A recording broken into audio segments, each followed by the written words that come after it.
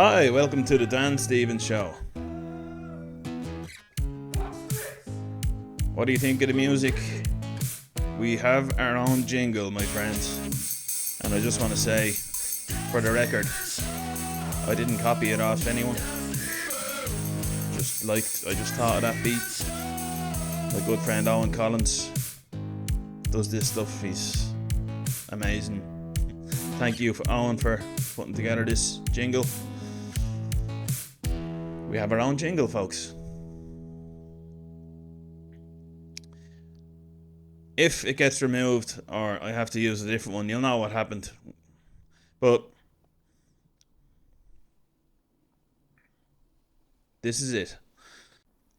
So today I'm going to talk about the new serial killer exhibition that's opening up on the 5th of November in Dublin. I don't know how long it's on for. I read about it on the news. It's the news. But it's actually something I have mixed feelings about it, you know. Like, I find it all very interesting. I find it all very interesting how serial killers get sensationalized. If there was a serial killer on the loose in Ireland, it would be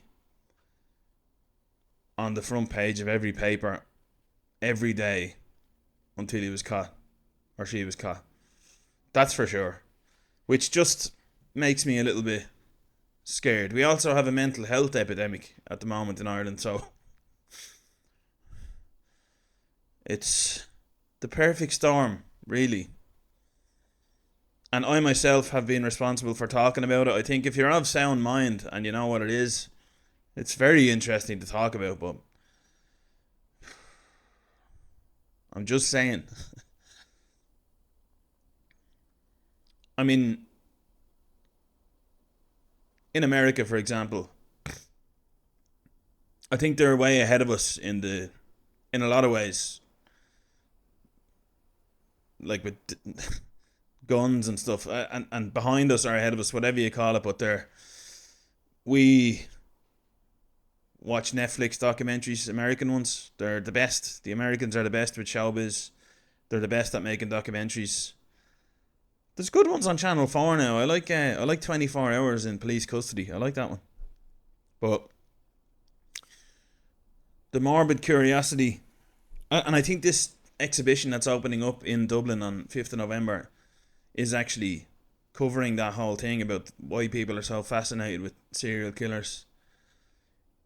It has to be that it's the extreme of human behavior, isn't it, really? But just like the glorification of school shooters and mass shooters and stuff, you just worry, don't you? I mean, I'm like, it's getting a bit too too many people are getting into it now.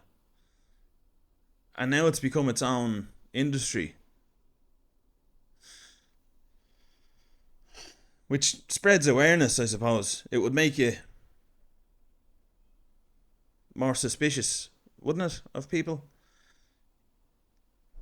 Like, maybe it means that if there is more awareness of it, it's less likely to happen because people know the warning signs and they see patterns of behavior that other serial killers had.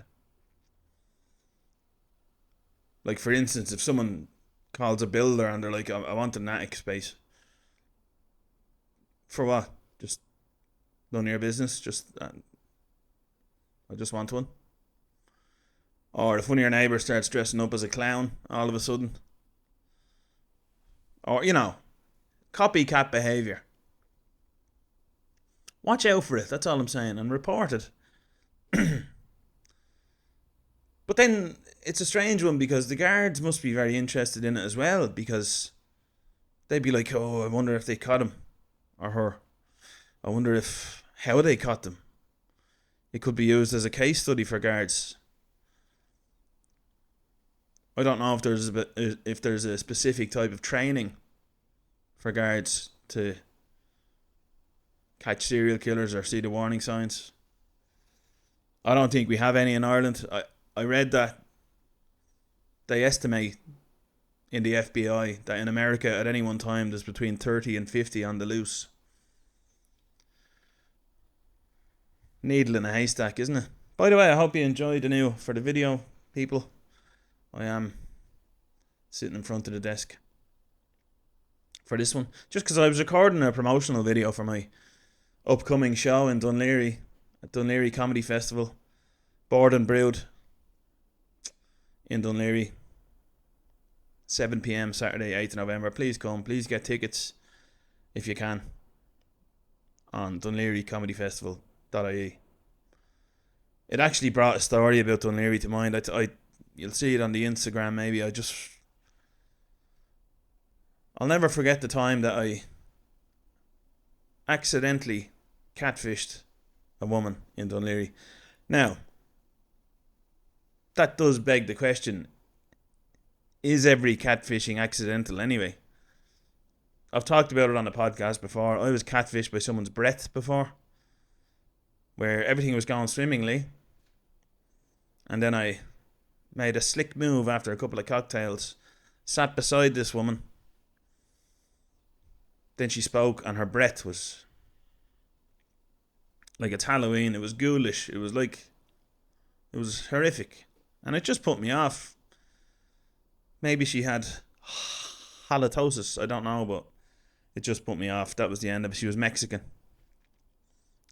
Not that matters, it's no excuse. Doesn't matter where you're from. Anyone can have bad breath, can't they? There must be different types of bad breath though, depending on your diet. But anyway,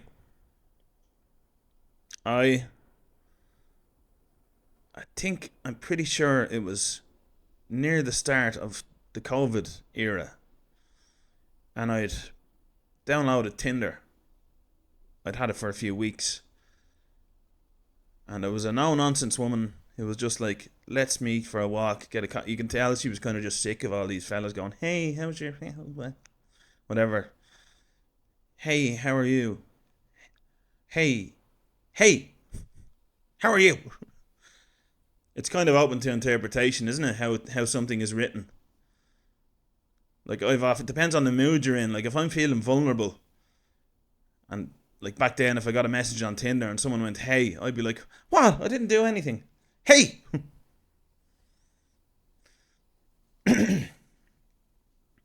how are you?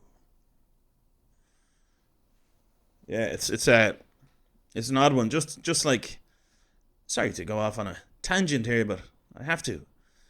It's just like when someone wrote under one of my TikTok clips, I think it was one of the clips of this podcast, someone wrote, sorry for the harsh language, fuck this. And there was no exclamation mark, there was no ... there was nothing. Someone wrote that. I can't remember which video it was under.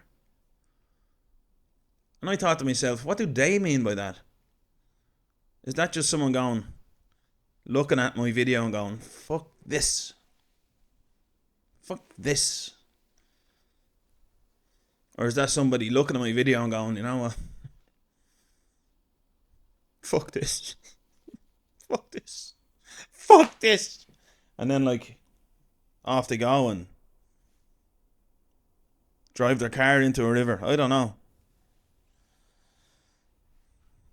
But it does matter how we interpret things comes down to ourselves. It's not how someone writes it. Messages are dangerous like that. I think that's why voice messages have become so popular, because you can interpret the emotion better. You can tell what someone is saying and how they're saying it. I think it's a good idea, voice messages, but then some people take the piss. I got a 25-minute voice message before.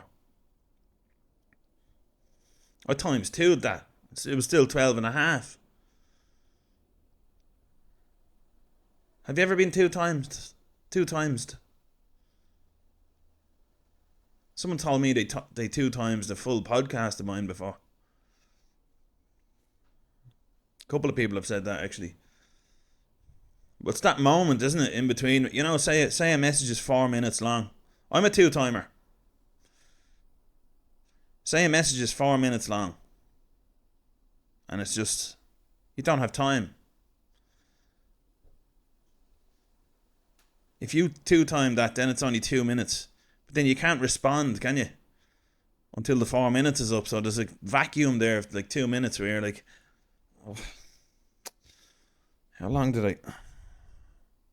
How long has it been?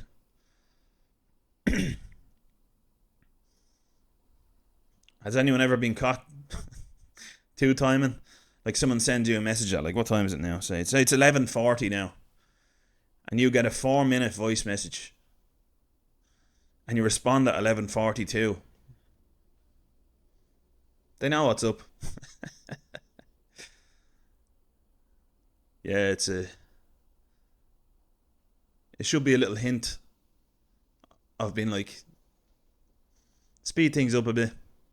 That's what I've stopped. I've tried to stop. Like. I've tried to cut out all that stuff. I'm always very conscious of it when I listen back to my podcasts. It's filler. When people do it on stage, I'm conscious of it. A lot of people say that now in comedy. I think that kind of works somehow. You know. What else did I say? Um, um, it fits sometimes. It actually enhances it sometimes, but sometimes it's like, nah. So I'm gonna continue with the story about Dunleary. I'd met this woman. We decided to meet in the People's Park, have a walk and a coffee. It's an easy track. It was just circular. I'd looked it up. I was like, I wonder how many laps we'll be doing. I turn up anyway, and she has this shocked kind of look on her face. And I was like, oh. And she was not engaging with me at all. I think we did one lap. And it was, oh, I have to go now. Turned out I'd shaved my head 2 or 3 days before, and I didn't update my pictures. And I am starting to think that could be one of the subconscious reasons why my hair is now like this. Well, it's also because it's thinning on top and I want to make the most of it. People look at the back, they don't look at the top then, They're like, oh, it's very luscious. And then the beard as well makes up for it even more.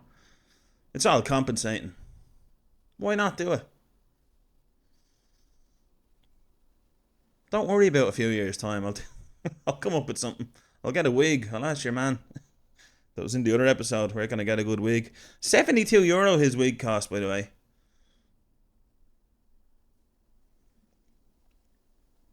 So yeah, I'm gonna finish by saying I don't think we should be sent. Are serial killers are serial killers being sensationalized too much? What effect will this have on society? Will it make us more sensitive to the warning signs? Or is it going to make people want to go, I think I could do that. That would be fun. That's making the most of life. And there's no death penalty here in Ireland either. Judge Martin Nolan, I think, is. I don't know why he does. I don't know why I've heard of him, but I think he'd be like, oh yeah, you can 20 years with 21 years probation. I don't know who he is. Sorry, Martin. I don't know who you are. I think I just heard his name said in an angry tone before. That means he's bad. But I don't know any of the context. So yeah, 5th of November, Artane Square or something. Just look it up. The serial killer exhibition will be coming to town. I don't know how long it's there for.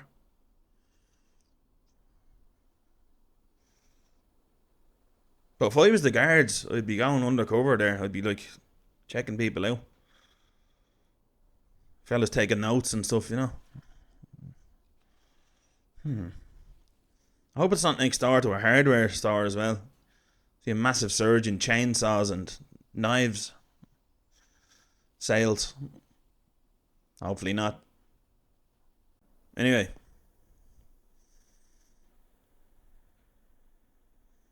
yeah, I guess it's no harm to start. I've plugged my show here. I don't have any guilt about that. Come and see it if you can. DunlearyComedyFestival.com. Please subscribe and like and follow and share and all that stuff you can do. I'm also investing into the podcast quite a lot. If you could help out on the Buy Me a Coffee link, that would be great too. I'm in the midst of adding a third microphone system to my existing setup and getting a new table and a couple of new chairs. So if you could help out with that, that would be fantastic. And just for coffees for the guests, absolutely no pressure, but yeah, that's it from me for now. Be back again next Tuesday with Dylan with another episode. Thanks for watching and listening. Enjoy the new song. Let's do that. I should give it one around. Hit. Cool. Dan Stevens Show. Dan Stevens. Goodbye. Chat soon.